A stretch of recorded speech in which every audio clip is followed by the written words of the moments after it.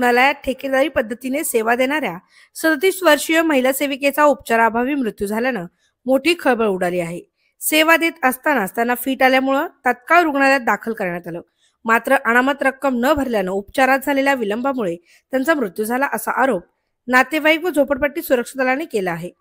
या प्रकरणी मृत महिलेचे नातेवाईक, हितचिंतक आणि झोपडपट्टी सुरक्षा दलाचे कार्यकर्ते यांनी केएम रुग्णालय प्रशासनाविरोधात तीव्र निदर्शने केली। तसेच समर्थ पोलीस ठाण्यात पोलीस निरीक्षक उमेश गित्ते यांच्या समक्ष जबाब नोंदवण्यात आला। त्यांनी दिलेल्या आश्वासनानुसार शवविच्छेदनानंतर चौकशी करून दोषींविरुद्ध गुन्हा दाखल केला जाईल असे पोलीस निरीक्षक उमेश गित्ते यांनी सांगितले।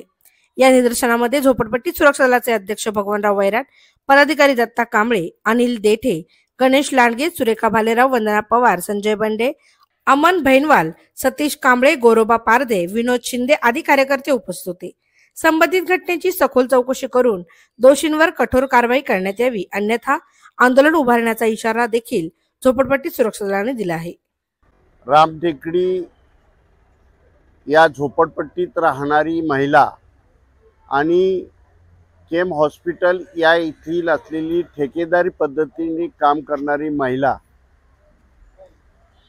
सौ स्वाती अण्णा देडे ही महिला रुग्णालयात काम करत असताना अचानक तिला फिट आली आणि त्या ठिकाणी उपचारासाठी तिला दाखल करण्यासाठी तिचे नातेवाईक त्या ठिकाणी आल्यानंतर नातेवाईकांना असं सांगितण्यात आलं की अनामत रक्कम भरल्याशिवाय उपचार होणार नाही।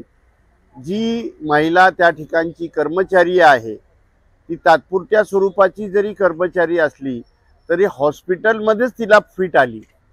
म्हणजे ज्या हॉस्पिटलमध्ये प्राण वाचवले जातात त्या प्राण वाचवण्यासाठी असलेल्या रुग्णालयामध्ये अनामत रकमेसाठी या महिलेचा उपचारासाठी तिला विलंब झाला आणि अनामत रक्कम भरले नाही म्हणून तिचा मृत्यूस कारणीभूत हॉस्पिटल झालेला आहे। त्याचप्रमाणे त्या रुग्णावर उपचार करणारी जी वैद्यकीय डॉक्टर आहे त्या डॉक्टर असा आहे की तिचा मृत्यू झाल्याची खबर दिल्यानंतर जबरदस्तीने नातेवाईकांना हिचे अवयव तुम्हाला दान करायचेत का असा आग्रह आणि कटास लावला।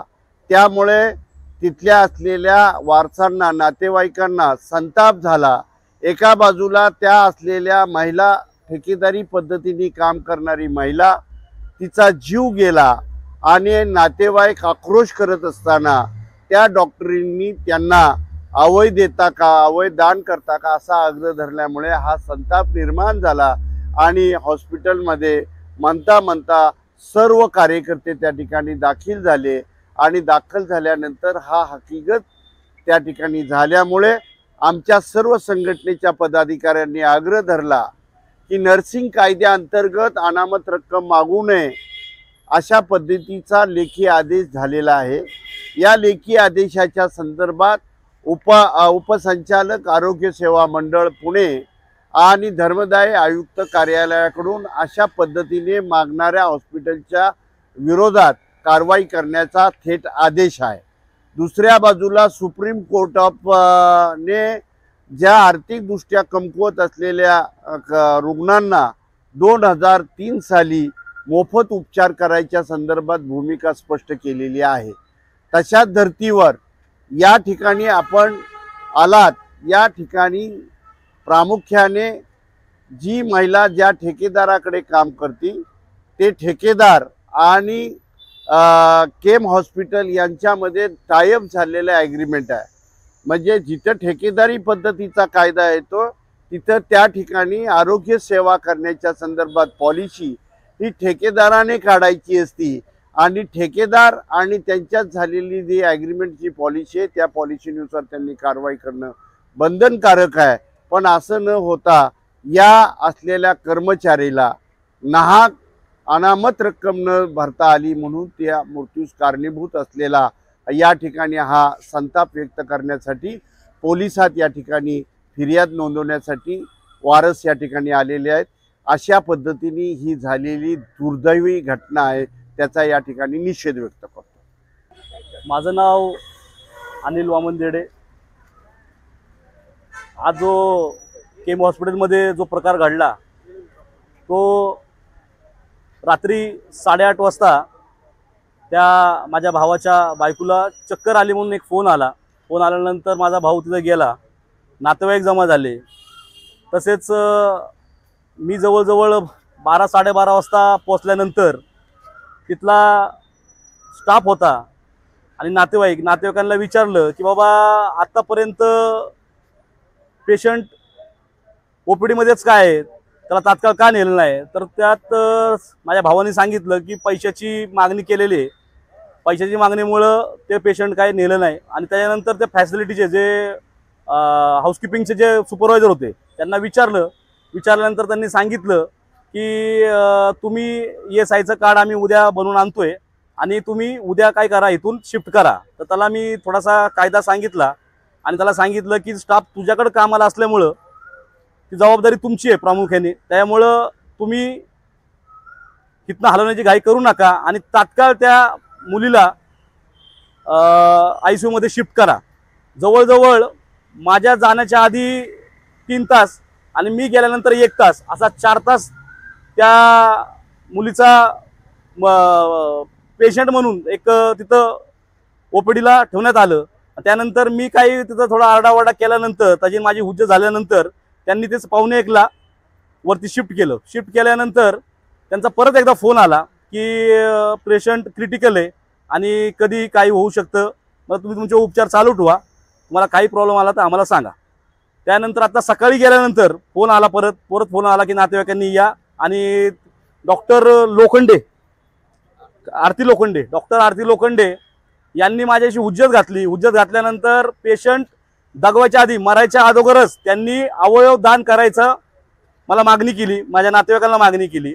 त्यांना मी तेच विचारलं की तो तिचा मृत्यू झालेला नाहीये, तुम्ही सांगता ते व्हेंटिलेटर आहे, पण असल्यानंतरही तुम्ही तिचा अवयव दान करण्याचं किंवा हे तुम्ही कसं काय तुम्ही निर्णय घेऊ शकता?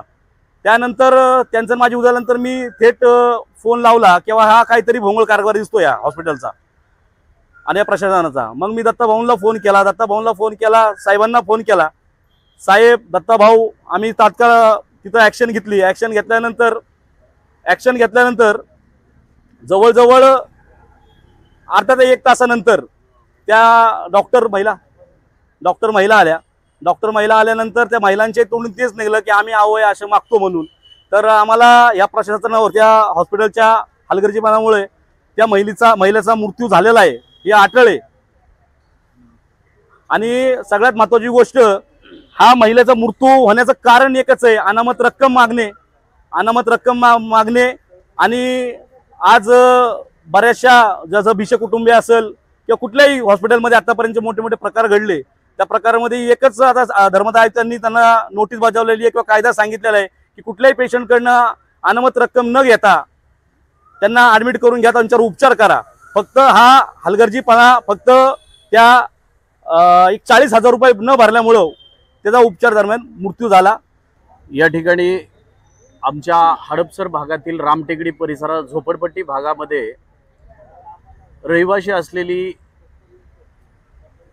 माझी भाऊजाई नामे स्वाती अण्णा देडे ही एक ठेकेदारी पद्धतीनं आपल्या पुण्यातल्या KEM हॉस्पिटलमध्ये साफसफाई कर्मचारी म्हणून काम करत असताना काल रात्री तिला चक्कर आली आणि काम करताना तिचा तोल गेला आणि ती जमिनीवरती कोसळली अशा पद्धतीचं समजतंय। त्यानंतर तिच्या डोक्याला गंभीर दुखापत झाली आणि दुखापत झाल्यानंतर तिला प्राथमिक उपचारासाठी कॅज्युअल्टीमध्ये ज्या वेळेला KEM रुग्णालयाने घेतलं, KEM रुग्णालयांनी प्राथमिक उपचार तात्पुरते केले, मात्र तिच्या डोक्यामध्ये झालेली इजा ही फार गंभीर स्वरूपाची असल्यानं त्या ठिकाणी तिला अत्यंत तात्काळ ICU सुविधा उपलब्ध होणं काळाची आवश्यकता होती। मात्र त्या ठिकाणी प्राथमिक उपचार करून रुग्णालयाने जाणीवपूर्वक त्या असलेल्या रुग्णाची हेळसांड करत रुग्णाच्या नातेवाईकांना म्हणजेच अर्थातच तिच्या पतीला अण्णा देडे यांना तुम्हाला तात्काळ अनामत रक्कम त्या ठिकाणी रुग्णालयामध्ये भरावी लागेल, रुग्णालयामध्ये अनामत रक्कम भरल्याशिवाय तुमच्या रुग्णाला पुढील उपचार आम्हाला देता येणार नाही, अशा पद्धतीचे शब्द केल्यानंतर तो रुग्णाचा नातेवाईक घाबरला आणि त्याची आर्थिक परिस्थिती अत्यंत कमकुवत असल्या कारणाने त्या ठिकाणी तो ते पैसे भरू न शकल्यामुळे जवळजवळ रात्री 8:30 ते 12-12:30 पर्यंत रात्रीच्या त्या रुग्णाला वेठीस धरून त्या ठिकाणी उपचार देण्यास व ICU मध्ये नेण्यास टाळाटाळ केली आणि त्या ठिकाणी अनामत रक्कम न भरल्या कारणावर विलंब करून खऱ्या अर्थानं रुग्णाला उपचारात विलंब करून त्या ठिकाणी रुग्णाचा प्राण या ठिकाणी गेलेला आहे। आणि या रुग्णाचा प्राण ज्या वेळेला गेला त्यानंतर त्या ठिकाणी कार्यरत असलेल्या डॉक्टर सौभाग्यवती आरती लोखंडे म्हणून त्यांनी अजून त्या पेशंटचा जीव गेलेलाच नसताना तात्काळ त्यांच्या रुग्णांच्या नातेवाईकाला बोलवलं आणि तुम्ही हात पाय आणि डोळे वगैरे तुम्ही दान करून टाका अशाच पद्धतीचा हट्ट त्या ठिकाणी धरला आणि या गोष्टीतनं मोठा संताप या ठिकाणी सर्वांमध्ये नातेवाईकांमध्ये झाला आणि त्या दृष्टीनं या ठिकाणी महाराष्ट्र प्रदेश झोपडपट्टी सुरक्षा दलाचे सन्माननीय भगवानरावजी वायराड साहेब व आमची सर्व संघटनेची सर्व पदाधिकारी आम्ही एकत्रितपणाने या ठिकाणी पोच घेतली, धाव घेतल्यानंतर ज्या वेळेला आम्ही यंत्रणेला जाब विचारला खऱ्या अर्थानं आज मागच्याच काही काळामध्ये दीनानाथ मंगेशकर रुग्णालयामध्ये एका पीडितेनं आपला प्राण गमावला केवळ ह्या पैशाच्याच अभावी अनामत रक्कम न भरल्या कारणाने तिला तिचा प्राण गमवावा लागला। या अशी परिस्थिती जिवंत असताना ताजी असताना देखील कुठल्याही प्रकारचं भय नसलेली ही वैद्यकीय सेवा आणि ही वैद्यकीय असलेली हॉस्पिटल इतकी मस्तावलेली आहेत की या लोकांनी अजूनही तो अनामत रक्कम भरून घेण्याचे अनेक शासनाचे जीर झालेले असताना अनेक नियम झालेले असताना सन्माननीय उपसंचालक आरोग्य विभाग व सन्माननीय धर्मादाय आयुक्त यांच्या विशेष गाईडलाईन्स कन्फर्मरित्या त्यांना राबवण्यातच यावं आणि हॉस्पिटलला त्याची अंमलबजावणी केलीच पाहिजे अशा पद्धतीचा कठोर शब्दामध्ये उल्लेख असताना देखील जाणीवपूर्वक केवळ पैसे वेळेत न भरल्यामुळे त्या रुग्णाला त्या ठिकाणी उपचारामध्ये विलंब केला आणि तो रुग्ण आज या ठिकाणी दगावलेला आहे। खऱ्या अर्थानं त्या परिवाराची ती कष्ट करून घर चालवणारी एकमेव महिला तिची लहान एक 6-7 वर्षाची मुलगी आणि एक 10-12 वर्षाचा मुलगा अशी अत्यंत दयनीय पती अशी अवस्था आहे आणि त्या कुटुंबावरून खऱ्या अर्थानं तो मोठी एक मायेची सावली या ठिकाणी गेलेली आहे।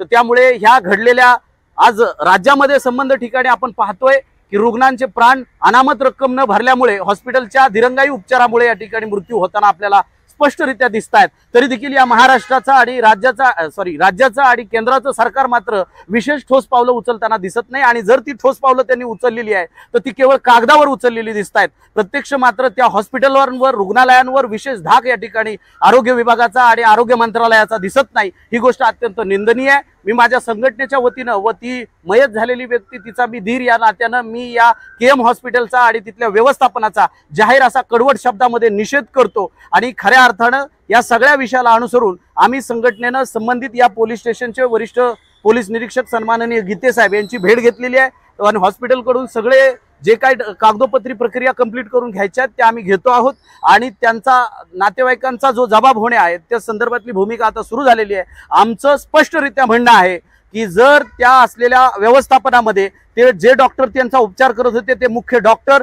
त्याचबरोबर त्यांची फॅसिलिटी डिपार्टमेंट व त्याचबरोबर तिथला जो ठेकेदार होता जो खाजगी त्या ठिकाणी ठेके घेऊन काम करत होता तो ठेकेदार आणि खऱ्या अर्थानं अवयव तात्काळ दान करा अशा पद्धतीचा हट्ट धरणारी ती डॉक्टर मॅडम या सर्वांवरती तात्काळ कायदेशीर गुन्हे दाखल व्हावेत अन्यथा येणाऱ्या आगामी काळामध्ये एक मोठं जन आक्रोश आंदोलन आम्ही रस्त्यावर उतरून करू एवढंच या ठिकाणी सांगतो आणि थांबतो। धन्यवाद।